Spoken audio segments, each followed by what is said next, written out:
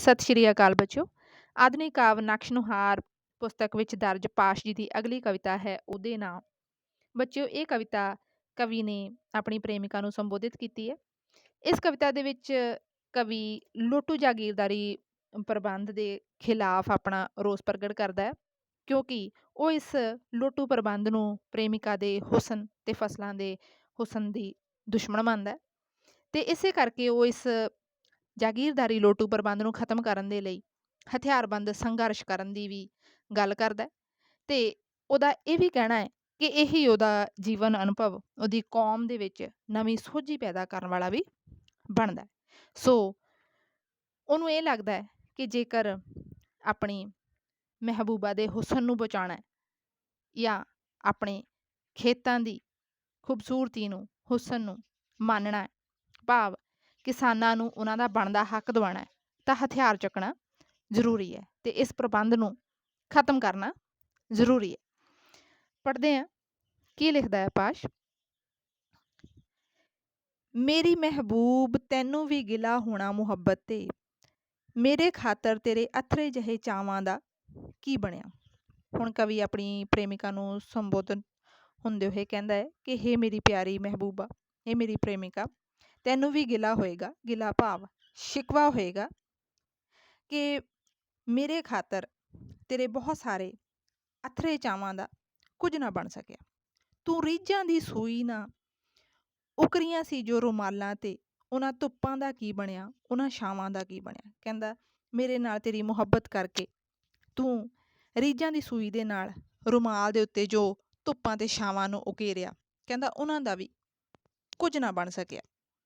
ਕਵੀ ਹੋ ਕੇ ਵੀ ਕਿੱਦਾਂ ਅਣਪੜ੍ਹੀ ਹੀ ਛੱਡ ਜਾਂਦਾ ਹਾਂ ਤੇਰੇ ਨੈਣਾਂ ਦੇ ਅੰਦਰ ਲਿਖੀ ਹੋਈ ਇਕਰਾਰ ਦੀ ਕਵਿਤਾ। ਫਿਰ ਕਹਿੰਦਾ ਤੈਨੂੰ ਇਹ ਵੀ ਮੇਰੇ ਨਾਲ ਸ਼ਿਕਾਇਤ ਹੋਏਗੀ ਕਿ ਮੈਂ ਇੱਕ ਕਵੀ ਵੀ ਹਾਂ, ਪਰ ਕਵੀ ਹੋਣ ਦੇ ਬਾਵਜੂਦ ਵੀ ਮੈਂ ਕਦੇ ਤੇਰੇ ਨੈਣਾਂ ਦੇ ਵਿੱਚ ਮੁਹੱਬਤ ਦਾ ਇਕਰਾਰ ਕਰਦੀ ਹੋਈ ਕਵਿਤਾ ਨੂੰ ਕਦੇ ਵੀ ਪੜ੍ਹ ਨਹੀਂ ਸਕਿਆ ਤੇ ਅਣਪੜ੍ਹੀ ਮੈਂ ਉਹਨੂੰ ਛੱਡ ਜਾਂਦਾ ਰਿਹਾ।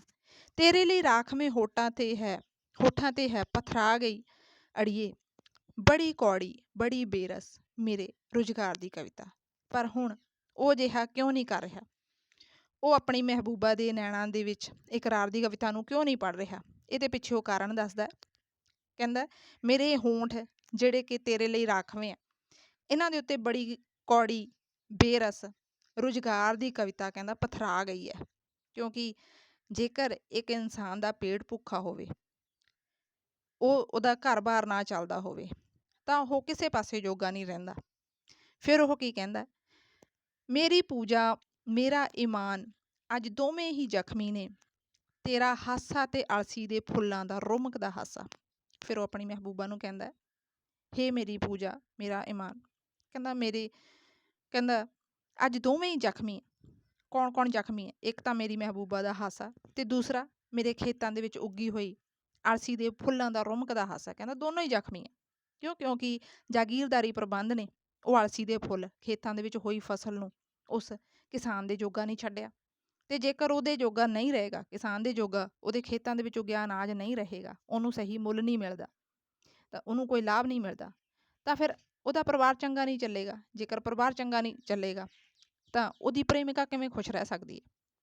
ਕਹਿੰਦਾ ਮੈਨੂੰ ਜਦ ਲੈ ਕੇ ਤੁਰ ਜਾਂਦੇ ਨੇ ਤੇਰੀ ਖੁਸ਼ੀ ਦੇ ਦੁਸ਼ਮਣ, ਬੜਾ ਬੇਸ਼ਰਮ ਹੋ ਕੇ ਹੱਥ ਘੜੀ ਦਾ ਟੁਣਕਦਾ ਹਾਸਾ।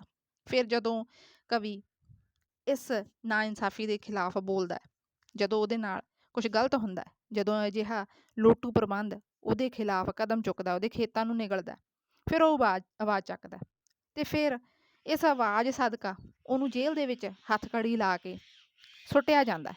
ਕਹਿੰਦਾ ਮੈਨੂੰ ਜਦ ਲੈ ਤੁਰ ਜਾਂਦੇ ਨੇ ਤੇਰੀ ਖੁਸ਼ੀ ਦੇ ਦੁਸ਼ਮਣ। ਹੁਣ ਉਹ ਇਹ ਮੰਨਦਾ ਕਿ ਮੇਰੀ ਮਹਿਬੂਬ ਦੀ ਖੁਸ਼ੀ ਦੇ ਦੁਸ਼ਮਣ ਵੀ ਇਹ ਜਾਗੀਰਦਾਰੀ ਲੋਟੂ ਪ੍ਰਬੰਧ ਦੇ ਮਾਲਕ ਹੈ, ਹਾਕਮ ਹੈ, ਜਿਹੜੇ ਬੜੇ ਬੇਸ਼ਰਮ ਹੋ ਕੇ ਇੱਕ ਸੱਚੇ ਸਾਫ ਸੁਥਰੇ ਇਨਸਾਨ ਨੂੰ ਹੱਥਕੜੀਆਂ ਲਾ ਕੇ ਤੁਰਦੇ ਆ ਤੇ ਉਹਨੂੰ ਜੇਲ੍ਹਾਂ ਵਿੱਚ ਸੁੱਟਦੇ ਆ। ਤੇਰਾ ਬੂਹਾ ਹੀ ਹੈ ਪਰ ਜਿਸ ਥਾਂ ਝੁਕ ਜਾਂਦਾ ਹੈ ਸਿਰ ਮੇਰਾ, ਮੈਂ ਬੂਹੇ ਜੇਲ੍ਹ ਦੇ ਤੇ 7 ਵਾਰੀ ਥੁੱਕ ਕੇ ਲੰਘਦਾ ਹਾਂ। ਹੁਣ ਕਵੀ ਆਪਣੀ ਮਹਿਬੂਬਾ ਨੂੰ ਕਹਿੰਦਾ ਕਿ ਇਹ ਸਿਰਫ ਤੇਰਾ ਹੀ ਬੂਹਾ ਹੈ, ਤੇਰਾ ਹੀ ਦਰਵਾਜ਼ਾ ਹੈ ਜਿੱਥੇ ਮੈਂ ਝੁਕ ਕੇ ਲੰਘਦਾ, ਕਿਉਂਕਿ ਉੱਥੇ ਉਹਦਾ ਪਿਆਰ ਹੈ, ਮੁਹੱਬਤ ਹੈ, ਅਤੇ ਇਸ ਕਰਕੇ ਉਹ ਉੱਥੇ ਝੁਕਦਾ। ਪਰ ਕਹਿੰਦਾ ਜੇਲ੍ਹ ਤੋਂ ਮੈਂ ਕਦੇ ਡਰਦਾ ਨਹੀਂ, ਕਿਉਂਕਿ ਜੇਲ੍ਹ ਦੇ ਵਿੱਚ ਉਹਨਾਂ ਲੋਕਾਂ ਨੂੰ ਬੰਦ ਕੀਤਾ ਜਾਂਦਾ ਜਿਨ੍ਹਾਂ ਨੇ ਇਹਨਾਂ ਗਲਤ ਹਾਕਮਾਂ ਦੇ ਖਿਲਾਫ ਆਵਾਜ਼ ਚੁੱਕੀ ਹੁੰਦੀ ਹੈ। ਅਤੇ ਕਹਿੰਦਾ ਇਹੋ ਜਿਹੀਆਂ ਜੇਲ੍ਹਾਂ ਦੇ ਅੱਗੋਂ ਜਦੋਂ ਮੈਂ ਲੰਘਦਾ ਤਾਂ 7 ਵਾਰੀ ਥੁੱਕ ਕੇ ਲੰਘਦਾ।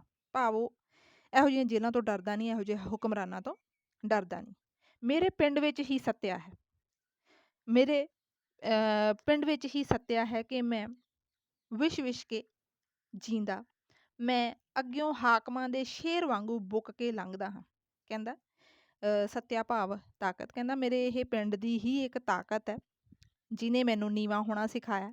ਕਹਿੰਦਾ ਇਸੇ ਕਰਕੇ ਮੈਂ ਵਿਸ਼ ਕੇ ਜੀਂਦਾ, ਠੀਕ ਹੈ, ਨੀਵਾਂ ਰਹਿ ਕੇ ਜਿਉਣਾ। ਅਤੇ ਮੈਂ ਕਹਿੰਦਾ ਹਾਕਮਾਂ ਦੇ ਅੱਗੇ ਕਦੇ ਵੀ ਨਿਵਦਾ ਨਹੀਂ ਹੈ, ਕਿਉਂਕਿ ਉਹਨਾਂ ਦੇ ਸਾਹਮਣੇ ਨੀਵਾਂ ਹੋਣ ਦਾ ਮਤਲਬ ਹੈ ਕਿ ਆਪਣੇ ਖੇਤਾਂ ਨੂੰ ਤੁਸੀਂ ਉਜਾੜ ਲੈਣਾ ਹੈ।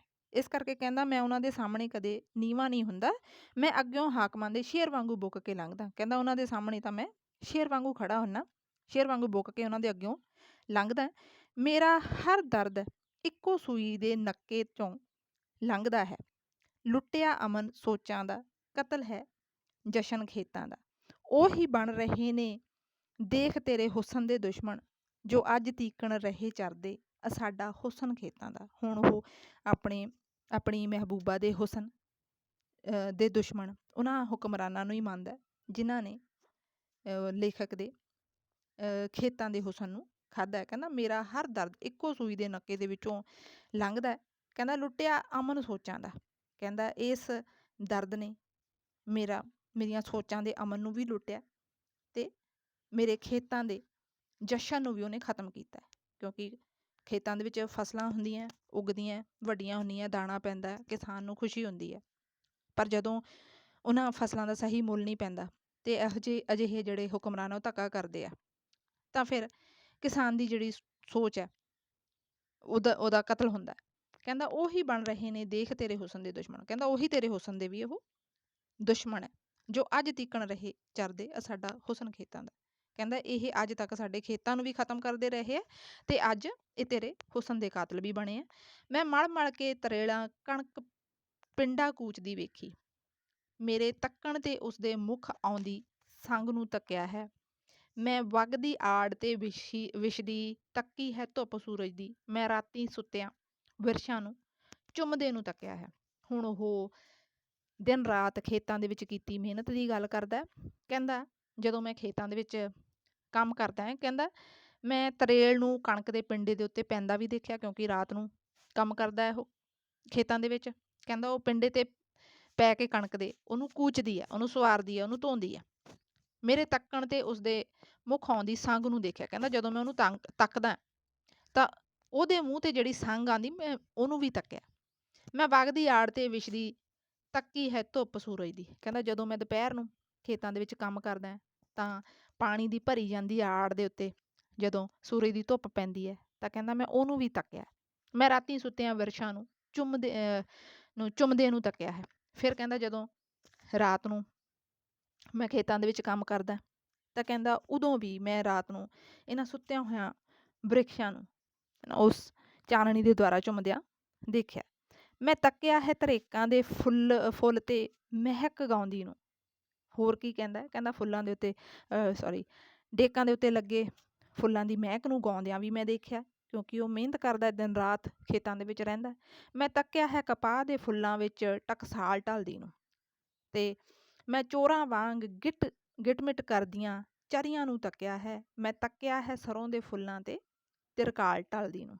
ਫਿਰ ਕਹਿੰਦਾ ਮੈਂ ਕਪਾਹ ਦੇ ਫੁੱਟਾਂ ਵਿੱਚ ਟਕਸਾਲ ਨੂੰ ਢਲਦੀ ਨੂੰ ਵੀ ਦੇਖਿਆ, ਅਤੇ ਚਰੀ ਆਪਸ ਦੇ ਵਿੱਚ ਚੋਰਾਂ ਵਾਂਗ ਗਿਟਮਿਟ ਕਰਦੀ ਗੱਲਾਂ ਕਰਦੀ ਨੂੰ ਵੀ ਮੈਂ ਤੱਕਿਆ। ਕਹਿੰਦਾ ਜਿਵੇਂ ਸ਼ਾਮ ਨੂੰ ਸੂਰਜ ਢਲਦਾ ਹੈ ਤਾਂ ਪੀਲੀ ਜਿਹੀ ਭਾਅ ਮਾਰਦਾ। ਕਹਿੰਦਾ ਸਰੋਂ ਦੇ ਫੁੱਲਾਂ ਦੇ ਉੱਤੇ ਉਸ ਤਰਕਾਲਾਂ ਨੂੰ ਢਲਦੀਆਂ ਨੂੰ, ਸ਼ਾਮਾਂ ਢਲਦੀਆਂ ਨੂੰ ਵੀ ਮੈਂ ਦੇਖਿਆ। ਮੇਰਾ ਹਰ ਚਾਅ ਇਹਨਾਂ ਫਸਲਾਂ ਦੀ ਮੁਕਤੀ ਦੇ ਨਾਲ ਜੁੜਿਆ ਹੈ। ਅਤੇ ਹੁਣ ਉਹ ਆਪਣੀ ਮਹਿਬੂਬਾ ਨੂੰ ਕਹਿੰਦਾ ਕਿ ਹੇ ਮੇਰੀ ਪਿਆਰੀ, ਮੇਰਾ ਤਾਂ ਹਰ ਚਾਅ, ਮੇਰੀ ਹਰ ਰੀਝ ਇਹਨਾਂ ਫਸਲਾਂ ਦੀ ਮੁਕਤੀ ਕਿਤੋਂ ਕਰਵਾਉਣੀ ਹੈ? ਇਹਨਾਂ ਲੋਟੂ ਜਾਗੀਰਦਾਰਾਂ ਤੋਂ, ਇਸ ਪ੍ਰਬੰਧ ਤੋਂ ਮੁਕਤੀ ਕਰਵਾਉਣੀ ਹੈ। ਕਹਿੰਦਾ ਮੇਰਾ ਹਰ ਚਾਅ ਫਸਲਾਂ ਦੀ ਮੁਕਤੀ ਦੇ ਨਾਲ ਜੁੜਿਆ ਹੋਇਆ। ਤੇਰੀ ਮੁਸਕਾਨ ਦੀ ਗਾਥਾ ਹੈ ਹਰ ਕਿਸਾਨ ਦੀ ਗਾਥਾ, ਅਤੇ ਤੇਰੀ ਮੁਸਕਾਨ ਦੀ ਗਾਥਾ ਹੀ ਹੈ ਨਾ ਇਸ ਖੁਸ਼ੀ ਨੂੰ ਲੈ ਕੇ ਆਉਣਾ ਹੀ ਹਰ ਕਿਸਾਨ ਦੀ ਕਹਾਣੀ ਹੈ, ਗਾਥਾ ਭਾਵ ਕਹਾਣੀ। ਮੇਰੀ ਕਿਸਮਤ ਹੈ ਬਸ ਹੁਣ ਬਦਲਦੇ ਹੋਏ ਵਕਤ ਦੀ ਕਹਾਣੀ, ਮੇਰੀ ਗਾਥਾ ਹੈ ਬਸ ਹੁਣ ਲਿਸ਼ਕਦੀ ਕਿਰਪਾਨ ਦੀ ਗਾਥਾ। ਅਤੇ ਹੁਣ ਉਹ ਆਪਣੀ ਕਿਸਮਤ ਬਦਲਦੇ ਹੋਏ ਵਕਤ ਦੀ ਕਿਸਮਤ ਨੂੰ ਹੀ ਦੱਸਦਾ, ਕਿਉਂਕਿ ਇਹ ਜਿਹੜਾ ਬਦਲਦਾ ਹੋਇਆ ਵਕਤ ਉਹਦੀ ਕਿਰਪਾਨ ਦੇ ਨਾਲ ਆਏਗਾ ਜੋ ਕਿ ਲਿਸ਼ਕਦੀ ਹੈ। ਅਤੇ ਇਹ ਲਿਸ਼ਕਦੀ ਹੋਈ ਕਿਰਪਾਨ ਕਿਹਦੇ ਖਿਲਾਫ ਉਠਾਉਣ ਦੀ ਗੱਲ ਕਰਦਾ, ਉਹ ਇਸ ਲੋਟੂ ਪ੍ਰਬੰਧ ਦੇ ਖਿਲਾਫ ਉਠਾਉਣ ਦੀ ਗੱਲ ਕਰਦਾ। ਅਤੇ ਇਹੀ ਕਿਰਪਾਨ ਉਹਦੀ ਕਿਸਮਤ ਲਿਖੇਗੀ, ਸਮੇਂ ਨੂੰ ਬਦਲੇਗੀ। ਮੇਰਾ ਚਿਹਰਾ ਹੈ ਅੱਜ ਤਲਖੀ ਨੇ ਇੱਦਾਂ ਖੁਰਦਰਾ ਕੀਤਾ। ਅਤੇ ਇਹ ਤਲਖੀ, ਗੁੱਸਾ, ਇਹ ਰੋਹ ਉਹਦਾ ਜਾਗੀਰਦਾਰਾਂ ਦੇ ਖਿਲਾਫ ਜੋ ਹੈ, ਕਹਿੰਦਾ ਇਹ ਇਸ ਤਲਖੀ ਨੇ ਮੇਰੇ ਚਿਹਰੇ ਨੂੰ ਖੁਰਦਰਾ ਕੀਤਾ ਹੋਇਆ ਕਿ ਇਸ ਚਿਹਰੇ 'ਤੇ ਪੈ ਕੇ ਚਾਂਦਨੀ ਨੂੰ ਖੁਰਕ ਜਿਹੀ ਛੱਡਦੀ। ਅਤੇ ਕਹਿੰਦਾ ਇਸ ਚਿਹਰੇ ਦੇ ਉੱਤੇ ਕੋਈ ਵੀ ਚਾਂਦਨੀ, ਕੋਈ ਵੀ ਚਮਕ, ਹੈ ਨਾ, ਕੋਈ ਵੀ ਨਵੀਂ ਗੱਲ ਜਦੋਂ ਪੈਂਦੀ ਹੈ ਤਾਂ ਕਹਿੰਦਾ ਉਹਨੂੰ ਵੀ ਖੁਰਕ ਛਿੜ ਜਾਂਦੀ ਹੈ, ਕਿਉਂਕਿ ਉਹਨੂੰ ਤਾਂ ਸਿਰਫ ਇੱਕੋ ਹੀ ਇੱਕ ਲਗਨ ਲੱਗੀ ਹੋਈ ਹੈ ਕਿ ਇਸ ਲੋਟੂ ਪ੍ਰਬੰਧ ਨੂੰ ਮੈਂ ਖ਼ਤਮ ਕਰਨਾ ਹੈ। ਮੇਰੀ ਜ਼ਿੰਦਗੀ ਦੀਆਂ ਜ਼ਹਿਰਾਂ ਨੇ ਅੱਜ ਇਤਿਹਾਸ ਲਈ ਅੰਮ੍ਰਿਤ, ਮੇਰੀ ਜ਼ਿੰਦਗੀ ਦੀਆਂ ਜ਼ਹਿਰਾਂ ਨੇ ਅੱਜ ਇਤਿਹਾਸ ਲਈ ਅੰਮ੍ਰਿਤ, ਇਹਨਾਂ ਨੂੰ ਪੀ ਪੀ ਮੇਰੀ ਕੌਮ ਨੂੰ ਹੈ ਸੁਰਤ ਜਿਹੀ ਛੜੀ। ਅਤੇ ਕਹਿੰਦਾ ਮੇਰੀ ਜ਼ਿੰਦਗੀ ਦੇ ਵਿੱਚ, ਕਿਉਂਕਿ ਉਹ ਕਿਸਾਨ ਹੈ, ਕਿਸਾਨ ਹੋਣ ਦੇ ਨਾਂ 'ਤੇ ਉਹਨੇ ਖੇਤਾਂ ਦੇ ਵਿੱਚ ਬਹੁਤ ਦਿਨ ਰਾਤ ਮਿਹਨਤ ਕੀਤੀ ਹੈ, ਧੱਕੇ ਖਾਧੇ ਹੈ, ਲੁੱਟਾਂ ਖੋਹਾਂ ਦਾ ਉਹ ਸ਼ਿਕਾਰ ਹੋਇਆ। ਕਹਿੰਦਾ ਇਹ ਜਿਹੜੀ ਮੇਰੀ ਜ਼ਿੰਦਗੀ ਦੀ ਜ਼ਹਿਰ ਹੈ, ਕਹਿੰਦਾ ਇਹਨੇ ਹੀ ਅੱਗੇ ਆਉਣ ਵਾਲੇ ਇਤਿਹਾਸ ਦੇ ਲਈ ਅੰਮ੍ਰਿਤ ਬਣਨ ਦਾ ਕੰਮ ਕਰਨਾ। ਅਤੇ ਕਹਿੰਦਾ ਇਹਨੂੰ ਹੀ ਪੀ ਪੀ ਕੇ ਅੱਗੇ ਆਉਣ ਵਾਲੀ ਜਿਹੜੀ ਕੌਮ ਹੈ, ਮੇਰੀ ਕੌਮ ਹੈ, ਕਹਿੰਦਾ ਉਹਨੂੰ ਸੁਰਤ ਛਿੜੂਗੀ, ਉਹਨੂੰ ਸੋਝੀ ਆਊਗੀ ਕਿ ਇਸ ਜਾਗੀਰਦਾਰੀ ਪ੍ਰਬੰਧ ਨੂੰ ਖ਼ਤਮ ਕਿਵੇਂ ਕਰਨਾ ਹੈ, ਉਹਨਾਂ ਦੀ ਲੁੱਟ ਖੋਹ ਨੂੰ ਖ਼ਤਮ ਕਿਵੇਂ ਕਰਨਾ ਹੈ, ਉਹ ਤੋਂ ਛੁਟਕਾਰਾ ਕਿਵੇਂ ਪ੍ਰਾਪਤ ਕਰਨਾ ਹੈ।